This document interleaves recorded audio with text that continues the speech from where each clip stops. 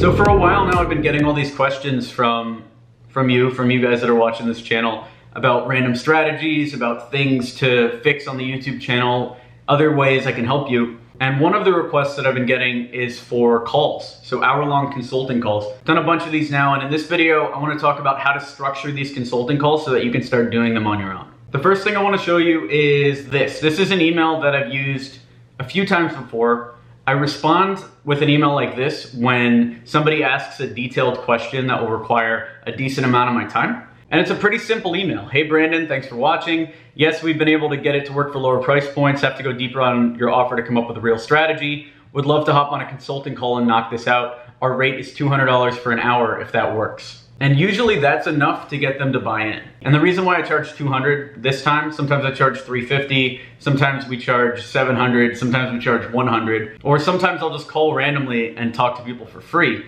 The reason why that changes is it's based on how I'm feeling in the moment. And this is actually good advice in general for pricing. I don't know if I got this from Neville Medhora or Noah Kagan or some other entrepreneur, but it's, you wanna price your products in a way that will make you want to do the work, even if you didn't want to do the work at all. So for instance, I'm busy, right? We're running X27, we're running this new company. I've got a lot of stuff going on. So if I'm gonna take an hour out of my time and really strategize with this guy, one, I know he's gonna get a ton of value from it.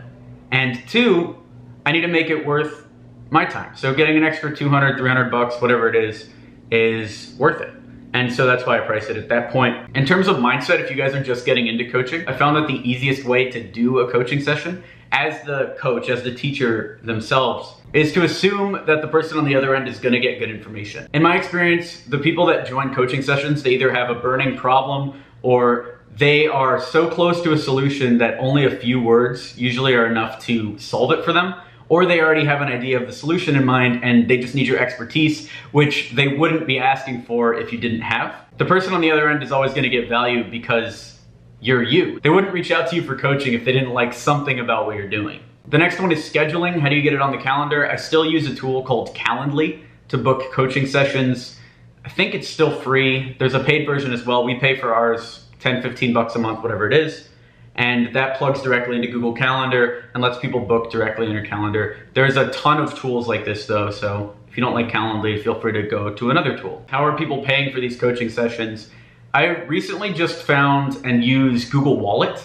Google Wallet is a free tool from Google that's kind of like Venmo, where anyone can put in their credit card info and it just bills, and then it'll go directly into your account the same day. In the past, I've used Venmo, I've used PayPal. We used Chargebee for a while, which is the same recurring payments that we use for X27. But the problem with using Chargebee for us is it was screwing up our revenue numbers and our churn rate, because a lot of these coaching sessions were like 1 or 2 time purchases for very small amounts of money, like let's say it's 200 bucks, versus our main review, which might go for $10,000, $12,000. So it kind of screws up our purchase rates. So that's why I had to move off Chargebee. But setting yourself up with a Google Wallet account is not hard. You can invoice in there.